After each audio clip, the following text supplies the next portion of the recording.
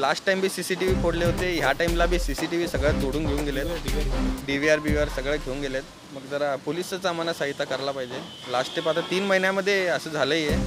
मग पोलिस जरा तेवढं हे करेनात, जरा तुम्हीच रिक्वेस्ट करा. IDBI बँकेतनं लोन काढून केलेलं आहे सगळं, तरी पण असं सारखं व्हायला, जरा तुम्हीच सांगा. बरोबर. आता सगळं तांब्या पितळेचं आयटम, ॲल्युमिनियमची मोठी भांडी बिंडी, सगळं नवीन भांडी सामान जास्त गेलं आहे आमचं. माझ्या हिशोबाने 30-40 लाख रुपयाचं मग तरी माल गेलं जास्त करून.